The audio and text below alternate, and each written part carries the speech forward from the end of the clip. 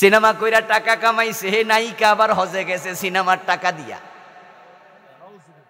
সিনেমার নায়িকা হজ করছে, এমন নায়িকা আসেনি? অনেক নায়িকা। আমাদের মৌসুমী ম্যাডামও নাকি আলহাজ, উনি হজ করছে।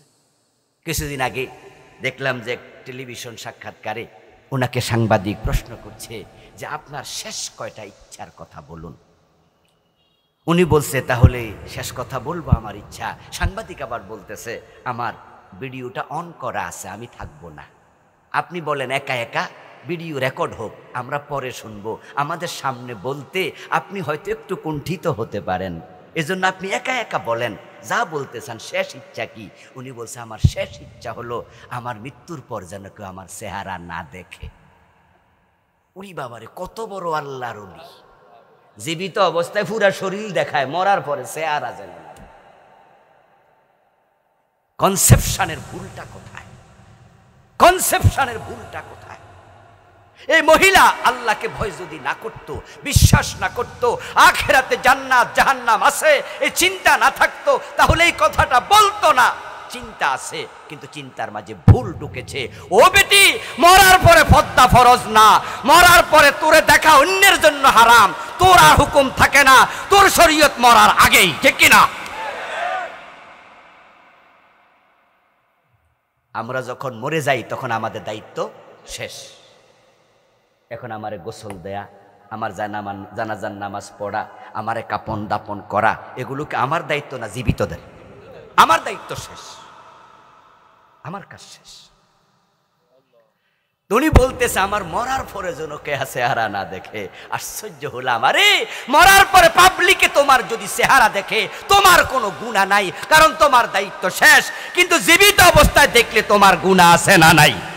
তাহলে পর্দাটা কখন দরকার? আর সে বলছে মরার পর। এই বুঝে শুধু মৌসুমী আফা একা নাই, এই বুঝে আমরাও আছি। আপনাদের এই বড়দশিয়া গ্রামে একজন লোকের শালি মারা গেল, বয়স 16 থেকে 17। শালি মারা যাওয়ার পরপরই দুলাভাই আসলো, এসে শ্বশুর বাড়ির লোকদেরকে বলল আমার শালির শেষ গোসলটা আমি দিতে চাই, আমি দুলাভাই হিসাবে এই আবদার করছি। ওরে বাবার বাবা, অ্যাকশন শুরু হয়ে গেছে, মাঠ থেকে অ্যাকশন শুরু। নাউজুবিল্লাহ। সবাই বলবে যে কি কয় রে এই বজ্জাত জামাই, তোমার শালির গোসল তুমি দিবা? কি খারাপ কথা! তোমার শালির গোসল দূরের কথা, শালির দিকে তো তোমার তাকানোই না যায়, শরমিয়া। এবার জামাই দুলাভাই বলতেছে তাহলে গতকালকে যে মোটরসাইকেলের পিছনে শালির লইয়া ঘুরছি তখন মাসলা কইছিল?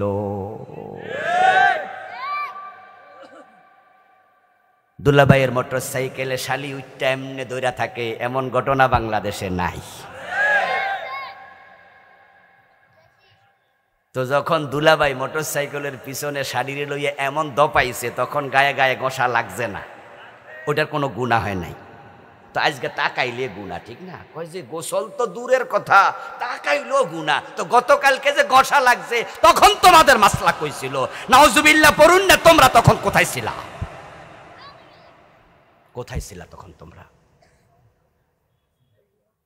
তাহলে আমরা মরার পরে মাসালা শুরু করি, ঠিক না? হ্যাঁ, দেখবেন যে জিন্দা থাকতে কোরআন শরীফ পড়ে না, মরার পর হুজুর আইনা কোরআন শরীফ পড়ায়।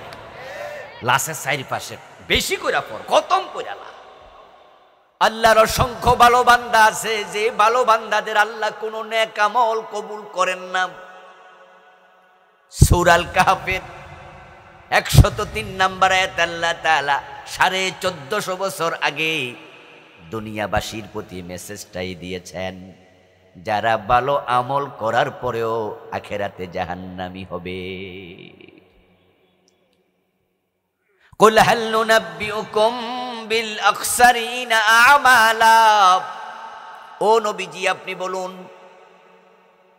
আমি কি তোমাদেরকে এমন কিছু মানুষের খবর দেব নাকি যেই মানুষগুলো আমলের দিক থেকে ক্ষতিগ্রস্ত, আমল করেছে কিন্তু আমল আল্লাহ পর্যন্ত পৌঁছে নাই, তাদের আমল আল্লাহ তাআলা দুনিয়াতে ফেলে দিয়েছেন। আল্লাযীনা দাল্লা সাইয়ুহুম ফিল হায়াতিদ দুনিয়া, যেই মানুষগুলোর ভালো কাজ দুনিয়াতে হারায়া গেছে, কবুল হয় নাই, আল্লাহ গ্রহণ করেন নাই। ওয়াহুম ইয়াহসাবুন, অথচ ওই মানুষগুলো মনে করে আন্নাহুম ইউহসিনুনা সুনআ, তারা সবাই ভালো কাজ করে চলছে, তাদের আমল যে কবুল হয় না, আল্লাহ যে ফেলে দেয়, এটা তারা টেরও পায় না। ও আমার নবী, আপনি বলুন, আমি তাদের খবর তোমাদের দেব নাকি? যেই মানুষগুলোর ভালো আমল আল্লাহ ফেলে দেন, কবুল করেন না, আল্লাহ না করুক তাদের মাঝে যদি আপনার নাম থাকে, আর আপনার জীবনে সব আমল আল্লাহ ফেলে দিয়েছেন, আল্লাহর সামনে হাজির হওয়ার পরে যখন আপনার আমল নামা আপনার হাতে আল্লাহ ধরাইয়া দেবেন, তখন আপনি দেখতে পাবেন আপনার আমল নামা নেকের কাগজ এরকম সাদা, একটা নেকও নাই, সব হারাইয়া গেছে। এখন আল্লাহর সামনে যাওয়ার পরে যদি আপনি টের পান, আর আপনি আল্লাহকে প্রশ্ন করেন যে আল্লাহ, আমি তো মা বাবারে ভাত খাওয়াইছি, আমি তো কত গরিব মানুষকে টাকা পয়সা দান করেছি, আমি তো শীতের সকালে ফজরের নামাজ পড়ার জন্য মসজিদে গেছি, আমি তো চৈত্রের দুপুরেও রোজা ভাঙি নাই, আমি তো 5 লাখ টাকা খরচ করে হজ করার জন্য মক্কায় গেছি। হুজুররা বলেছে 1 টাকা দান করলে 10 টাকার সওয়াব হয়, আমি তো হিসাব করে করে যাকাত দিয়েছি। ও আমার রব, আমার আমল নামা সাদা কেন, খালি কেন? আর সেদিন যদি আল্লাহ জবাব দেন, বান্দা তুমি কি সূরা কাহাফের 103 নাম্বার আয়াত পড়ো নাই? আমি তো সেখানে বলেছি কিছু মানুষের আমল দুনিয়ায় হারাইয়া গেছে।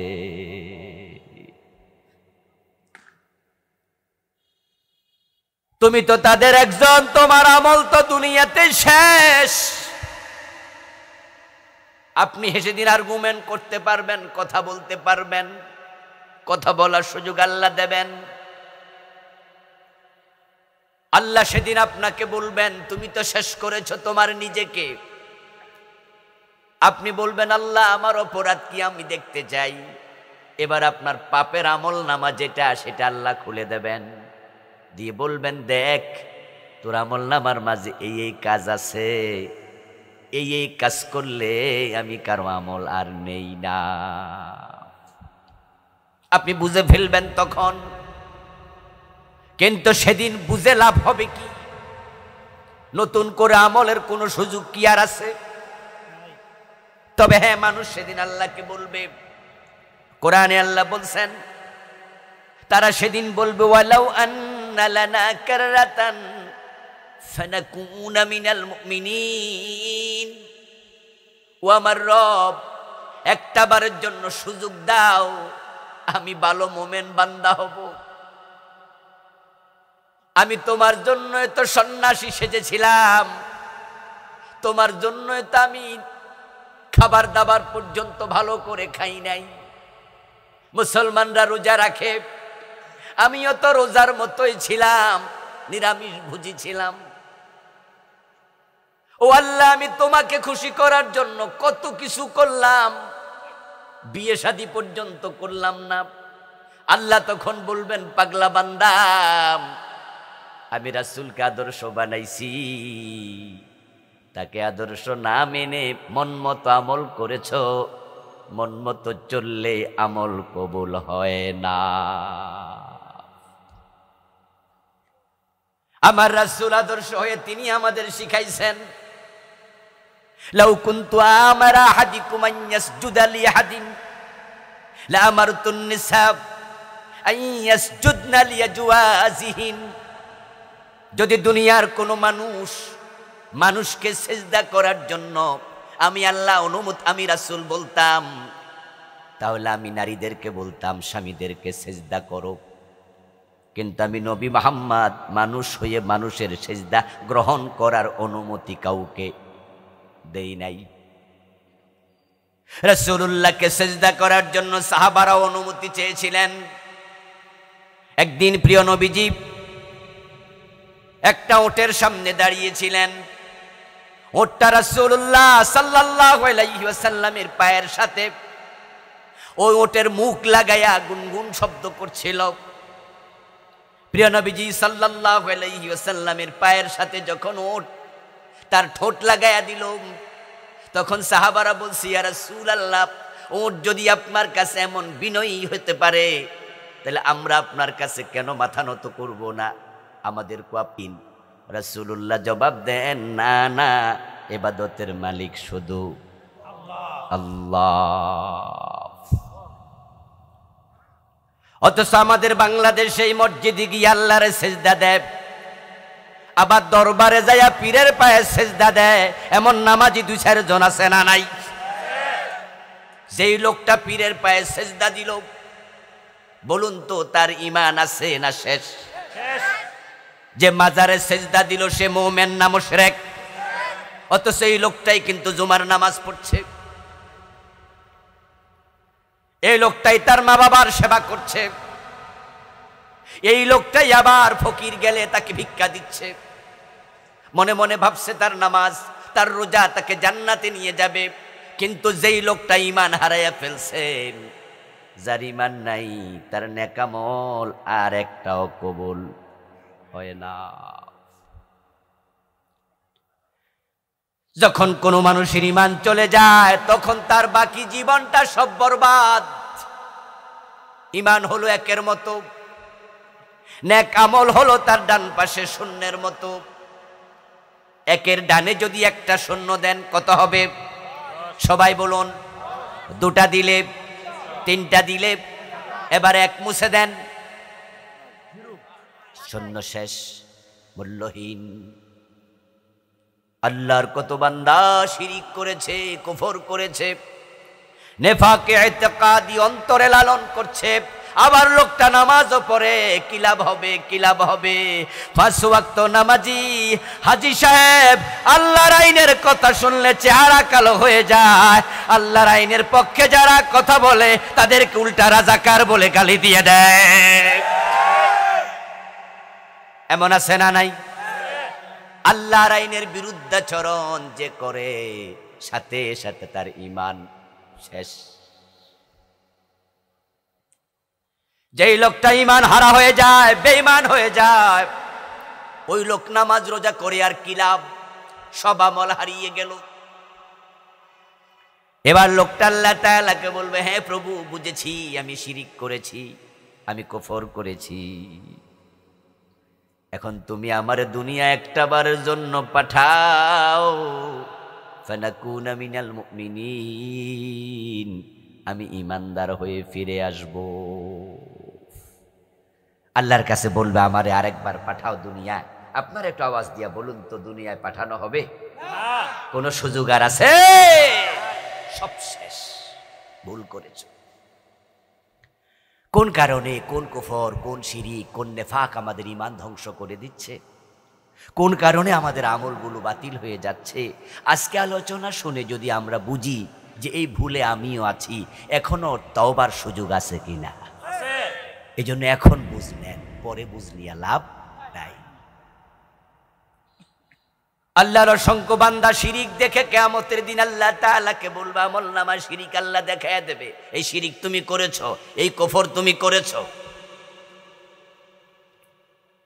আমাদের দেশের নেতারা, এই তো নির্বাচন হবে কিছুদিন পরে, হয়তো 1 বছর 6 মাস 2 বছর পরেই নির্বাচনের আগে দেখবেন আপনাদের এই বড়দর্শী এলাকাতেও, এই ব্রাহ্মণ পাড়াতেও কত নেতা মুসলমানের সন্তান মাইক হাতে নিয়ে হাজার মানুষের সামনে শিরিক করবে। মাইক হাতে নিয়ে আমাদের নেতারা বলে, জনগণ সকল ক্ষমতার উৎস। এই কথা বলার মতো নেতা আমাদের এলাকায় আছে না নাই? আল্লাহর কসম, আল্লাহর কসম, এই চিন্তা যেই লালন করবে তার ঈমান শেষ। ও বেটার সব শেষ করে ফেলেছে। আমার দেশের সংবিধানের এটা অংশ। ডক্টর কামাল যখন সংবিধান লেখে তখন সাবরেন্টির মালিক জনগণকে বানাইছে, সার্বভৌমত্বের মালিক মানুষ জনগণ, জনগণ ক্ষমতার মালিক, জনগণ ক্ষমতার উৎসব। এটা আমার সংবিধানে লেখা। অথচ আল্লাহর কোরআনে আল্লাহ তাআলা বারবার বলেছেন ক্ষমতার মালিককে, আন্নাল কুওয়াতা লিল্লাহি জামিআ, নিশ্চয় সব ক্ষমতার উৎস হলেন আল্লাহ। তাবারাকাল্লাযী বিয়াদিহিল মুলক, বরকতময় সে আল্লাহ যার হাতে রাজত্ব। রাজত্ব কার? কুলিল্লাহুম্মা মালিকাল মুলক, আপনি বলুন ও আল্লাহ তুমি হচ্ছে রাজত্বের মালিক। রাজত্বের মালিক কে? বলতেছেন কে? আর সংবিধান বলছে কি? আমার নেতা বলতেছি কি? জনগণ নাকি মালিক? তুতিল মুলকা মান তাশা ওয়া তানজিউল মুলকা মিম্মান তাশা, তুমি যাকে চাও ক্ষমতা দাও, যাকে চাও আবার ক্ষমতা কেড়ে নিয়ে কাঙ্গাল বানায়া দাও। তুমি চাইলে ডক্টর ইউনূসের মতো মামলার আসামিকে প্রধান চেয়ারে বসায়া দাও, আর 2041 যারা ঘোষণা করছে ওদেরকে দিল্লি দাদার বাড়িতে পাঠায়া দাও।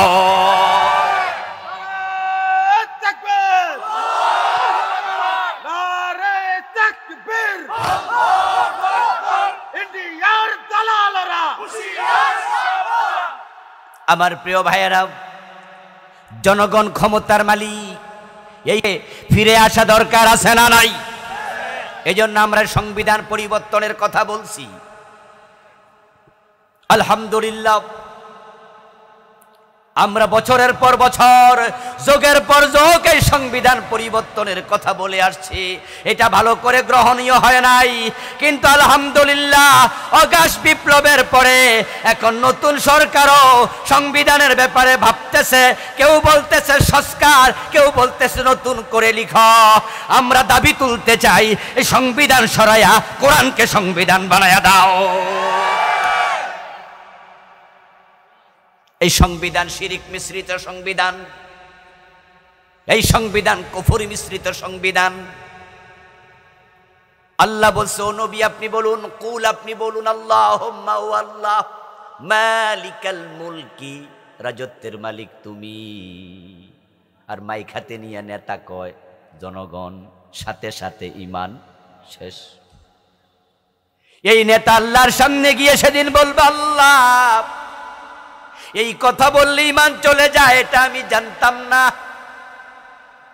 ওয়া মা কুন্না না'মালু মিন সু,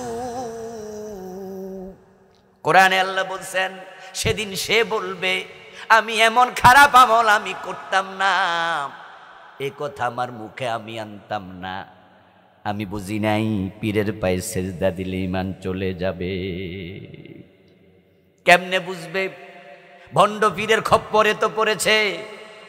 আমরা তো বলে আসছি ইবাদতের মালিক আল্লাহ, সেজদার মালিক আল্লাহ, কিন্তু তাদের পীর কইছে এটা সেজদায়ে তাজিমি, অসুবিধা নাই দিতে থাকো।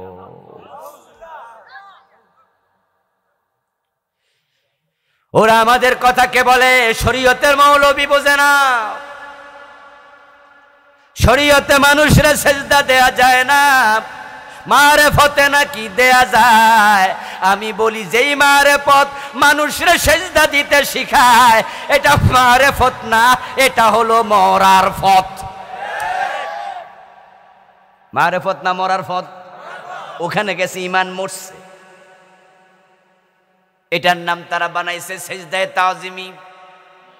ও প্রিয় ভাইয়েরা আমার, তারা যুক্তি দেয় যদি ফেরেশতারা নবী আদম আলাইহিস সালামকে সেজদা দিতে পারে, ফেরেশতাদের ঈমান না যায়, তারা মুশরিক না হয়, তাহলে ফিরকে সেজদা দিলে মুশরিক হবা কেন?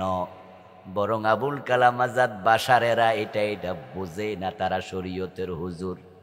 30,000 জহেরি, 70,000 বাতিনি।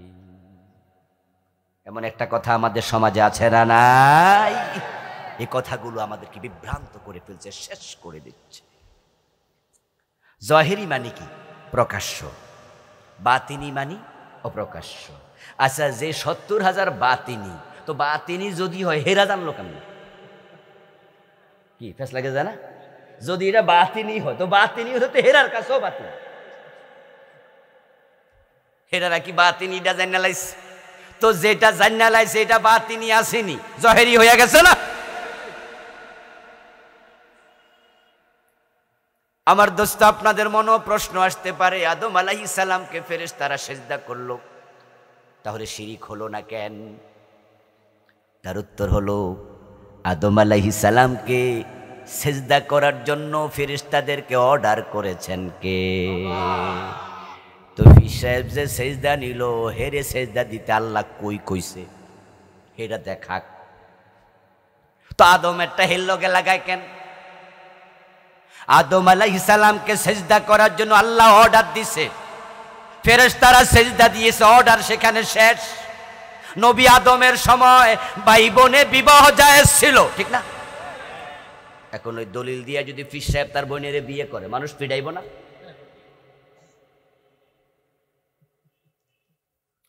আদম আলাইহিস সালামের শরীয়তে ভাই বোনে বিবাহ জায়েজ, ওটা ওখানে শেষ। তখন মানুষ ছিল না, আল্লাহ চেয়েছেন তাই হয়েছে। ফেরেশতারা আদমের ব্যাপারে তাদের বদ ধারণা ছিল। আল্লাহ যখন বলছেন ইন্নী জাইলুন ফিল আরদি খলিফা, আমি জমিনে খলিফা বানাতে চাই, তখন আদম বানাইতে ফেরেশতারা মানা করছে এবং তারা মন্তব্য করেছে, এমন মাখলুক কেন বানাবেন যারা জমিনে মারামারি হানাহানি করবে? আমার আল্লাহ চাইলেন যে না, আমার আদমের শ্রেষ্ঠত্ব প্রমাণ করে ছাড়ব। তাই আদমকে এলেম শিখালেন, ফেরেশতাদেরকে আদমের কাছে এলমি দৃষ্টিকোণ থেকে পরাজিত করলেন। আদমের প্রতি ফেরেশতাদের অন্তরে ভালোবাসা শ্রদ্ধা তৈরি করলেন। তারপরে মানুষের সম্মান, আদমের সম্মান বাড়ানোর জন্য আমার আল্লাহ সিজদার অর্ডার দিলেন। প্রেক্ষাপট সেখানে শেষ। ওইটাকে টাইনা তোমার সাথে লাগাও কেন? যদি ফিরে সিজদা দেয়া মুরিদের জন্য জায়েজ হতো ওই ফতোয়া দিয়ে, ওই আয়াতের দলিল দিয়া পীরের সিজদা দেয়া যদি জায়েজ হতো, এই আয়াত আবু বকর সিদ্দিক ওমর কি জানে নাই? কথা কয় না কেন? তো রাসূলকে তারা সিজদা দিছে কয়দিন? এই ভণ্ড ফির তোমাকে প্রশ্ন করতে চাই, আদমকে সিজদা দিয়েছে ফেরেশতারা, এই দলিল দিয়া যদি তুমি মুরিদের সিজদা নাও, আবু বকর ওমর তো আয়াত তোমার 1400 বছর আগে পড়ছে, এই দলিল দিয়ে তারা রাসূলকে সিজদা কেন করলো না? আপনাদের কাছে আবার জিজ্ঞাসা করব, আপনারা একটু বলুন তো, পীর হিসাবে বর্তমান ভণ্ড পীর হেতে বড় না রাসূল বড়? মুরিদ হিসাবে আবু বকর ওমর বড় না তারা বড়? তো এত বড় মুরিদ, এত বড় পীর, এই দলিল দিয়া তারা তো পীরের সিজদা করে নাই। রাসূলুল্লাহর মতো বড় পীর নাই, আবু বকর ওমরের মতো বড় মুরিদ নাই। এখন হাসরের ময়দানে তারা বলবে, আল্লাহ ওই ভণ্ড পীরের ভুল ব্যাখ্যার কারণে আমি ঈমান হারাইছি। যদি আমি জানতাম পীরকে সিজদা দিলে ঈমান যায়, আমার সব আমল বরবাদ, তাহলে সিজদা দিতাম না। জনগণ সকল ক্ষমতার উৎস, এই স্লোগান দিলে ঈমান চলে যায়, এই স্লোগান আমি দিতাম না। আমি জানতাম না, আমারে ছেড়ে দাও। আল্লাহ বলবে না না, সুযোগ নাই, কারণ জানা নফল না ফরজ। তো জানলি না কেন? কোরআনে যত অর্ডার আল্লাহ তাআলা দিলেন, 1 নাম্বার অর্ডার কি ছিল? প্রথম আয়াত কি ছিল? ইকরা। ইকরা মানে কি? ইকরা মানে কি? তাহলে পড়ার সাথে জানার সম্পর্ক আছে না নাই? তুই এই কোরআন কেন পড়লি না? হাদিস কেন পড়লি না? তুই কেন জানলি না তলাবুল ইলমি ফরিদা আলা কুল্লি মুসলিম? জানা তো ম্যান্ডেটরি ছিল, আবশ্যক ছিল। ফেরেশতাদেরকে আল্লাহ বলবেন খুযুহু ফাগুল্লুহু সুম্মাল জাহিমা সাল্লু।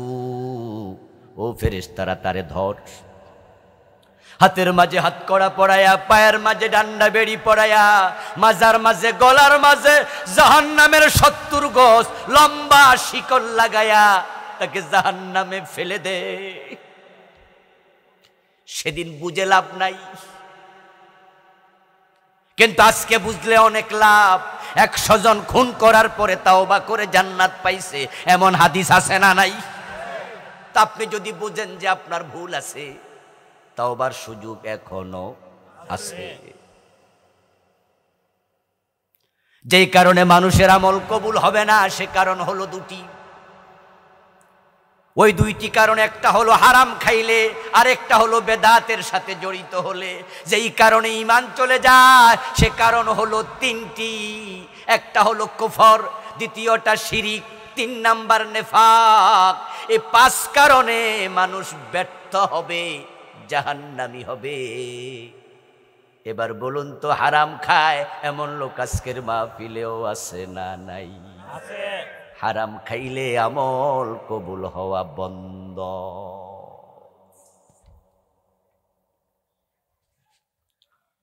قال رسول الله صلى الله عليه وسلم من اشترى ثوبا ب10 دراهم فيه درهم حرام لم يقبل الله له صلاته ما دام عليه।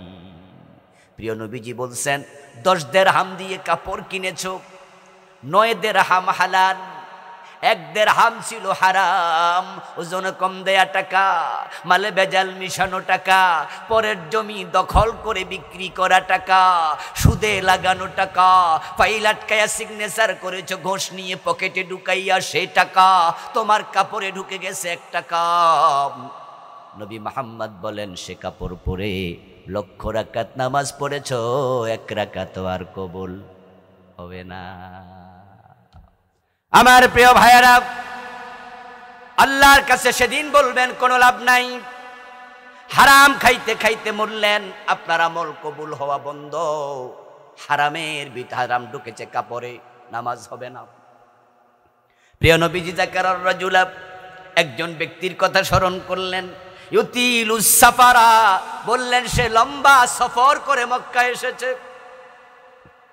কাতার থেকে, দুবাই থেকে, ইয়ামান, সিরিয়া থেকে 500 মাইল গোড়ায় চড়ে, ওটে চড়ে, পায়ে হেঁটে এসেছে আল্লাহর ঘরের সামনে।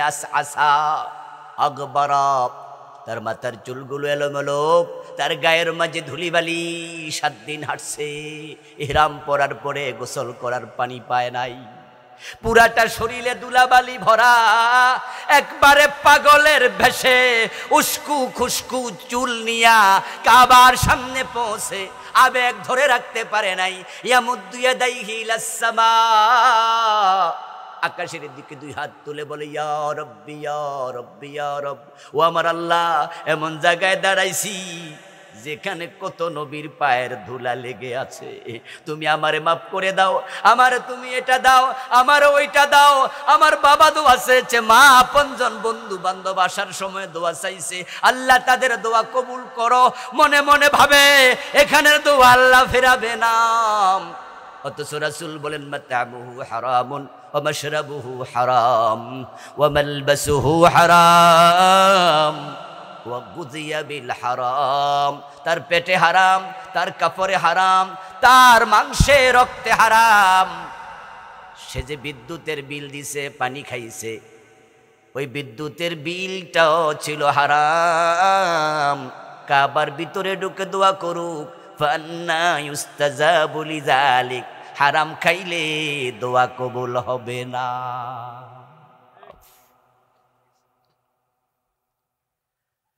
ও দোস্ত আমার, সুদে টাকা লাগাইয়া তুমি জান্নাত খোঁজো কেমনে? নবীজি তো বলেছেন, সুদ খেলে 73 গুনাহ, সবচেয়ে ছোটটা হলো নিজের মায়ের সাথে জেনা করা।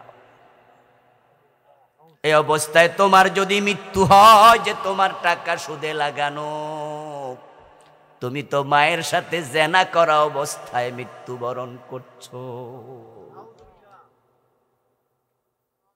হাদিসে আসছে মান আকালা দিরহাম রিবা ওয়া হুয়া ইয়ালাম আন্নাহু আশাদ্দু মিন সিত্তাতিন ওয়া সালাসিনা জিনাম। যে ব্যক্তি জেনে শুনে 1 টাকা সুদ খায়, তার আমল নামায় 36 বার জেনার গুনাহ লিখে দেয়া হয়। যে ব্যক্তি একদিন 100 টাকার সুদ খায়, তার আমল নামায় 3600 বার জেনার গুনাহ হয় লেখা। একদিনে মিনিট আছে কয়টা? 24 60 দিয়া পূরণ দেন, 1440। একদিনে 1440 মিনিট। প্রতি মিনিটে একবার জেনা করলে জেনা হতো 1440 বার, আর 100 টাকা সুদ খেলে জেনা হয় 3600 বার। তুমি 1 মিনিটে 2 থেকে 3 বার জেনার গুনাহগার হও।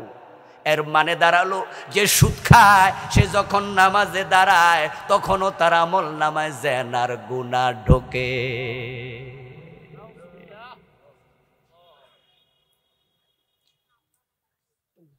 ও দোস্ত, হারামের সাথে সম্পর্ক কাট অফ করো, না হয় নামাজ রোজা ছেড়ে দাও, ভণ্ডামি করিও না।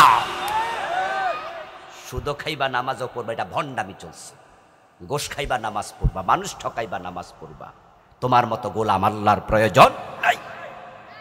দুটো একসাথে চলবে না, যেটা আমাদের দেশে অ্যাভেলেবেল চলছে, ঠিক না? চলছে মানে অফিসে যাইয়া একবারে দাড়িওয়ালা টুপিওয়ালা অফিসার টুপি মাথায় গোশ খায়, দাড়ি মুখে গোশ খায়। গোশ খাইতে খাইতে খাইতে খাইতে আজান আসছে কানে, হাইয়া আলাস সালাহ, জোহরের টাইম হইছে। ক্লায়েন্টকে তখন বলে, এই মিয়া দিলে তাড়াতাড়ি দেন, মসজিদে যাম। বাহ, কত বড় আল্লাহর ওলি! গোশের টাকা পকেটে নিয়া মসজিদে দাঁড়াইছে। আল্লাহু আকবার, ইয়াকা না'বুদু ওয়া ইয়াকা নাস্তাঈন। আল্লাহরে কইতাছে, আল্লাহ আপনার গোলাম আমি। আল্লাহ কয়, গোলাম পকেটে এসব কি লইয়া মসজিদে ঢুকছো? ভণ্ডামি ছেড়ে দাও। আল্লাহর সাথে ভণ্ডামি করে পার পাওয়া যাবে না। 1 টাকা হারাম ঢুকেছে শরীরে, ওই হারাম টাকা বের করো, তারপর আল্লাহকে ধরো। রাসূলুল্লাহ সাল্লাল্লাহু আলাইহি ওয়াসাল্লাম বলেন, ইন্নাল্লাহা লা ইয়াকবালু লিসাহিবি বিদআতিন সাওমান ওয়ালা সালাতান ওয়ালা হাজ্জান ওয়ালা উমরাতান ওয়ালা সারফান ওয়ালা আদলা ওয়ায়াখরুজু মিনাদ-দীন কামা তাখরুজু শাওরাতু মিনাল আজীন। রাসূলুল্লাহ বলেন, যে ব্যক্তি বেদাতি হয়ে যায়, তার নামাজ রোজা হজ যাকাত ভালো কোনো ইবাদত আল্লাহ কবুল করে না। বেদাতি দিন থেকে এমন ভাবে বেরিয়ে যায়, খামির থেকে চুল টানলে চুল যেমনে বেরিয়ে যায়। আমাদের দেশে বেদাত আছে না নাই? বেদাতের সাথে জড়িত আছেন এমন লোক আজকেও 2-4 জন আছে না নাই? হ্যাঁ, বেদাতের সাথে জড়িত আছে যারা, তারা বড় মজা নেয়। কারণ বেদাতকে খুব ভালো কইরা মজা কইরা আমল করে, দলিল দেয়, দলিল না পাইলে শেষ পর্যন্ত কয় অসুবিধা কি, যুক্তি দেয়।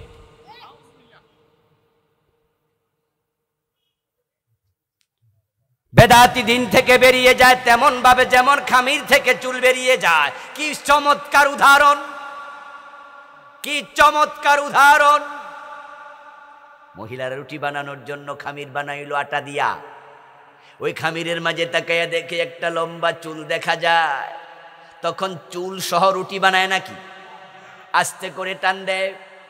আপনারা বলুন তো, যখন টান দিল তখন কি চুলের সাথে কোনো আটা বের হয়েছে? আচ্ছা, চুলটা বের করার পরে কি কোনো সুরঙ্গ হয়েছে? কোন জায়গা দিয়ে চুলটা বাইর হয়েছে ভালো করে না তাকাইলে কি দেখা যায়? আরে ভালো করে চাইলেও মাঝে মাঝে বোঝা যায় না, বাইর হওয়ার পরে বোঝা যাচ্ছে না কইছিল। বেদাত ইসলাম থেকে এমন ভাবে বেরিয়ে যায়, সে বোঝেও না সে যে ইসলামে আর নাই। কি উদাহরণ! قال رسول الله صلى الله عليه وسلم حلت شفاعتي لأمتي إلا صاحب بدعة নবীজি বলছেন আমার উম্মত কিয়ামতের দিন তারা আমার শাফাত পাবে, আমি সুপারিশ করব, আল্লাহ তাদেরকে ছেড়ে দেবেন। কিন্তু যারা বেদাতি তাদের জন্য সুপারিশের অনুমতি আল্লাহ দেবেন না।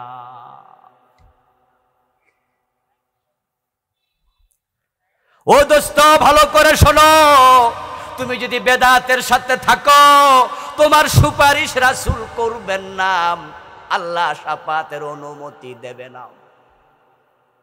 আমার মাহফিলে যারা আলোচনা শুনতেছেন বুদ্ধিমান লোকের একটু কথা বলুন তো, আমাদের যে আমল আছে এই আমল জান্নাতে যাওয়ার জন্য যথেষ্ট নাকি সুপারিশ লাগবে? রাসূলের শাফাত দরকার আছে না নাই? এখন আল্লাহ যদি আপনার বেদাতের কারণে শাফাত ক্যান্সেল কইরা দেয় আপনার উপায় কি?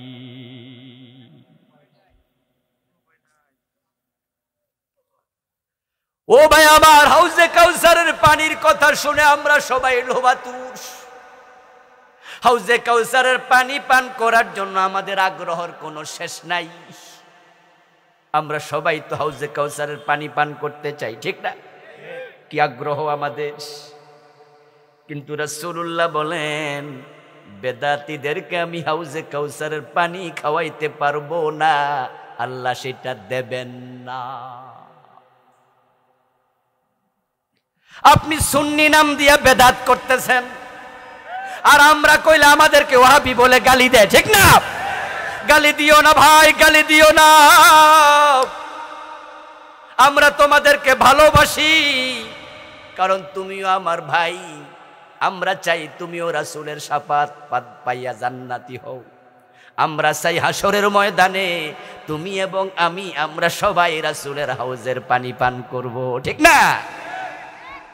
এজন্য তোমাকে বলছি, বেদাতি হলে রাসূল বলে আমার হাউজের পানি নাই, তো তোমার কি উপায়? আত্মসমালোচনা করো। সহিহ বুখারীতে এসেছে রাসূলুল্লাহ সাল্লাল্লাহু আলাইহি ওয়াসাল্লাম বলতেছেন, আচ্ছা বুখারীর হাদিসের ব্যাপারে সুন্নি ওয়াহাবি বেদাতি সবাই তো মানে না হাদিস। বুখারীর হাদিস শুনলে আমরা বলি ও আচ্ছা বুখারীতে আছে, হ্যাঁ আচ্ছা ঠিক আছে। আহলে হাদিস বলেন, হানাফি বলেন, ওয়াহাবি বলেন, সুন্নি বলেন, মাযহাবি বলেন, লা মাযহাবি বলেন, কিয়ামি বলেন, লা কিয়ামি বলেন, আলিয়া বলেন, কওমি বলেন, সবার কাছে বুখারী শরীফের গ্রহণযোগ্যতা সমান। যারা আলিয়া মাদ্রাসার হুজুর তারাও বুখারীর হাদিস দিয়ে দলিল দেয়, দেয়নি? যারা কওমি মাদ্রাসার তারা দেয় না? যারা আমাদের দেশে গরম সুন্নি তারা দেয় না? আমরা যারা হালকা নরম সুন্নি আমরাও তো দেই নাকি? মানে গরম সুন্নি নরম সুন্নি সবাই বুখারীর কাছে গেলে সবাই কয় ও আচ্ছা বুখারী, আচ্ছা বুখারীতে আসেনি। আমি সহিহ বুখারীর হাদিস শোনাচ্ছি, ক্বালা রাসূলুল্লাহ সাল্লাল্লাহু আলাইহি ওয়াসাল্লাম আনা ফারতুকুম ইয়াউমাল কিয়ামাতি আলাল হাউজ।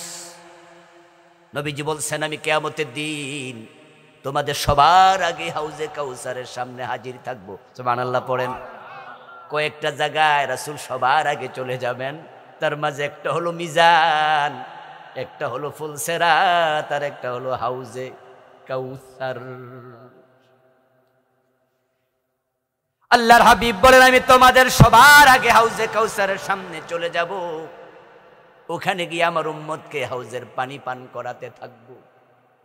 আমার উম্মতেরা যে একবার সেখান থেকে এক গ্লাস পানি পান করবে লা ইয়াজমাউ আবাদা, কোনদিন আর পিপাসা লাগবে না। মা ওয়াশাদ্দু বিয়াদাম মিনাল লাবান ওয়া আহলা মিনাল আসাল। প্রিয় নবীজি বলছেন ওই হাউজের পানি হবে দুধের চেয়ে সাদা, মধুর সে মিষ্টি, আতিয়াবু মিনাল মিস্ক, মিস্কের চেয়ে অধিক সুগন্ধিযুক্ত। এমন পানি পৃথিবীতে নাই। আমরা তো নিয়মিত পানি পান করি, পানির আলাদা একটা স্বাদ আছে, পানির মাঝে মধুর মতো মিষ্টতা নাই। পানির কালার একটা নিজস্ব কালার আছে, পানির কালার দুধের মতো নয়। পানির মাঝে কোনো নরমাল গন্ধ থাকে না, কিন্তু রাসূল বলে আমার হাউজের পানি এত ব্যতিক্রম, এটা দুধের চেয়ে সাদা, মধুর চেয়ে মিষ্টি, এটা মিশকে আম্বরের চেয়ে অধিক সুগন্ধযুক্ত। করতে হবে। আমার উম্মতেরা লাইন ধরে দাঁড়াবে, আল্লাহর ফেরেশতারা তাদেরকে হাউজের পানি বন্টন করতে থাকবে। তবে সেখানে কোনো যানজট লাগবে না, মানব জট লাগবে না। কি জানু কানুজুমিস সামাম, কারণ আমার হাউজের পেয়ালা হবে তত, আকাশে তারকা আছে যত। আমার উম্মত পানি পান করতে থাকবে। ইতোমধ্যে আমার কাছে একদল লোক আসবে, ইয়ারিফুনানি ওয়া আনা আরিফুহুম। তারা এসে আমাকে বলবে, রাসূল আমরা আপনার উম্মত, আমিও তাদেরকে উম্মত মনে করব, তাই আমি তাদেরকেও পানি দেওয়ার জন্য আগাবো। কিন্তু তাদের হাতে হাউজের পানি পৌঁছানোর আগে ফায়ুহালু বাইনি ওয়া বাইনাহুম, তাদের মাঝে আর আমার মাঝে একটা পর্দা পড়ে যাবে। ফাকুলু ইন্নাহুম মিন্নি, আমি তখন আওয়াজ দিয়ে বলবো, কি হলো, তারা তো আমার উম্মত, কেন পর্দা পড়ে গেল, কেন পানি দিতে পারলাম না? তখন ফেরেশতারা এসে বলবে, ইন্নাকা লা তাদরি মা হাদাসু বাদাক, ও নবী আপনি জানেন না এই উম্মত নামের দাবিদার লোকগুলো আপনার ইন্তেকালের পরে অনেক বেদাত বানাইছে।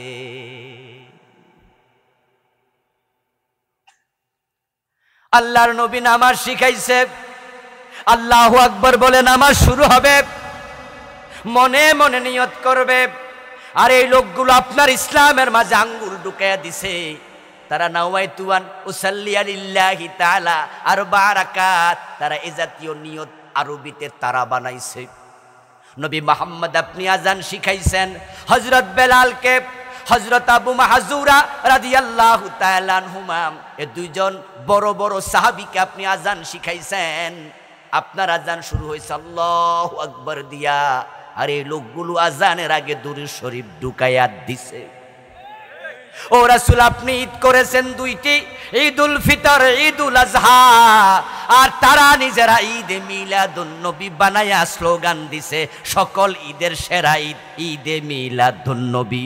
ও নবী আপনার ইসলামটাকে তারা ওলট পালট করে দিছে। আপনি রেখে এসেছেন ইসলাম, আপনার ইসলামে ছিল চোর ধরে হাত কাটো, আর তারা 54 বছর দেশ চালাইছে মুসলমান, একটাও চোরের হাত কাটে নাই। আপনার ইসলামের মাঝে ছিল জেনা। যে হুজুরদেরকে দাওয়াত দিয়ে আনছিলাম তাফসীর মাহফিলে, হুজুরদের সারাদিন শুধু রাজনীতি করে গেছে। রাজনীতি, কোরআন শরীফ ক্ষমতায় নিতে হবে, চোর ধরে হাত কাটতে হবে। এত চোর ধরে হাত কাটার শখ কেন হুজুরের? ও দোস্ত, চোর ধরে হাত কাটা এটা নফল না ফরজ? এটা শুধু রাজনীতি না, ইবাদত। তো রাসূলের ইসলাম তুমি উল্টা চলবা কিভাবে? তোমাকে তো রাসূল হাউজের পানি দেবেন আসেনি, কেমনে জান্নাত পাবে? প্রিয় নবী বলছেন, ফাকুলু সুকান সুকান লিমান গায়্যারা বাদি। যখন ফেরেশতারা বলবে ইয়া রাসূলুল্লাহ এগুলো সুবিধাবাদী, আপনার ইসলামকে তারা বিকৃত করেছে, যাহা ছিল না তাহা বানাইছে, আর যাহা ছিল তার কিছু কিছু বাদ দিছে। আমি যে 2-3টার কথা বললাম, এই মাত্র 2-3টার কথা বললাম যে এগুলা বেদাত, মাত্র 2-3টার কথা বললাম। তো আপনি জিকির করছেন, জিকিরের মাঝে রাসূলের সিস্টেম আপনি চেঞ্জ করছেন। বেদাত মানে কি? হিয়াল ইবাদাতুল মুহদাসা মা লাম তাকুন ফি জামানিন নবী ওয়া আসহাবি। বেদাত হচ্ছে এমন ইবাদত বানানো যেটা রাসূল এবং সাহাবাদের জামানায় ছিল না। রাসূল কি জিকির করেন নাই? কথা বলেন না ভাইয়েরা? জিকির শিখান নাই? জিকিরের শব্দগুলো কোরআন হাদিসে নাই? আল্লাহ তাআলা শিখিয়েছেন রাসূলকে, উযকুরুল্লাহ কামা আল্লামাকুম। ও দুনিয়ার মানুষ, তোমরা জিকির করো আল্লাহর সেভাবে যেভাবে তিনি তোমাদের শিখিয়েছেন। আল্লাহ রাসূলকে শিখালেন, রাসূল আমাদের শিখালেন। জিকিরের শব্দ লা ইলাহা ইল্লাল্লাহ, সুবহানাল্লাহ, আলহামদুলিল্লাহ, আল্লাহু আকবার, সুবহানাল্লাহি ওয়া বিহামদিহি সুবহানাল্লাহিল আযীম ওয়া বিহামদিহি আস্তাগফিরুল্লাহ, সুবহানাল্লাহি ওয়াল হামদুলিল্লাহি ওয়া লা ইলাহা ইল্লাল্লাহু ওয়াল্লাহু আকবার, আশহাদু আল লা ইলাহা ইল্লাল্লাহু ওয়াহদাহু লা শারীকা লাহু। আরো কত আফদালুজ যিকরি লা ইলাহা ইল্লাল্লাহ, রাসূল শিখিয়েছেন শব্দ। কিন্তু রাসূল জীবনে কি ইল্লাল্লাহ ইল্লাল্লাহ একদিনও জিকির করেছেন? করেন নাই। তা আপনি পাইলেন কই? এটা আপনার বানানো, এটাই বেদাত। এটা আপনার পীরের বানানো, এটা বেদাত। যে রাসূলুল্লাহ সাহাবীরা জিকির করতে করতে বাসার আগে কয়দিন উঠছে? তা আপনি লাপালাপি করেন কেন? রাসূলুল্লাহ জিকিরের সময় কি ঢোল বাজাইছে? কথা বলেন না কেন? তবলা বাজাইছে? চুল ছাইরা দিয়ে নাচছে? হম হম হম হম করছে? ইলখা ইলখা ইলখা, কি কি জিকির এটা? এমন কিছু জিকির আছে যেগুলা দেখলে যারা কাফের, ইসলাম বিদ্বেষী নাস্তিক, তারা জিকির নিয়ে ট্রল করে। আমার মনে ইসলামকে আপনি বিকৃত করেছেন, আপনি বেদাতি। বলতে পারেন রাসূলুল্লাহর জন্মদিবসে একটা ঈদ করলাম, অসুবিধা কি? আজানের আগে দুরূদ শরীফ পড়লাম, অসুবিধা কি? আমার দোস্ত, আমি বলছি অসুবিধা কিচ্ছু আমার নাই, কিন্তু আল্লাহর ইসলামের বড় ক্ষতি হয়ে যাবে তোমার বেদাত। কারণ যদি উনি বানায় 10টা, আমি বানাই 10টা বেদাত, সারে বানায় 10টা বেদাত, রফিক ভাই বানা 10টা বেদাত, এরকম যদি আমরা অসুবিধা কি এই যুক্তি দিয়া বেদাত বানাতে থাকি, 10-20 বছর পরে আসল ইসলাম খুঁজে পাওয়া যাবে না। আপনাদের ধান খেতে যখন আগাছা হয়, তখন আপনারা কোনোদিন কইছেননি আগাছা হইলে অসুবিধা কি? বরং আপনারা নিজের আগাছা তুলে ফেলেন, টান দিয়া তুলে ফেলেন, কামলা রাখেন, উঠার দেন, গসা মারেন, গোড়া তুলালান। কারণ আপনি জানেন আপনি একজন কৃষক, আগাছা যদি বেশি হয় মূল ফসল হবে না, ঠিক না? মূল ফসল ক্ষতিগ্রস্ত হবে। এজন্য একজন কৃষক আগাছাকে উপড়াইয়া ফেলে। বেদাত যদি সমাজে ছড়িয়ে যায়, মূল ইসলাম ক্ষতিগ্রস্ত হবে। এই জন্য আমরা হকপন্থী আলেমেরা বেদাত সহ্য করি না, আমরা উপড়াইয়া তুলে ফেলি।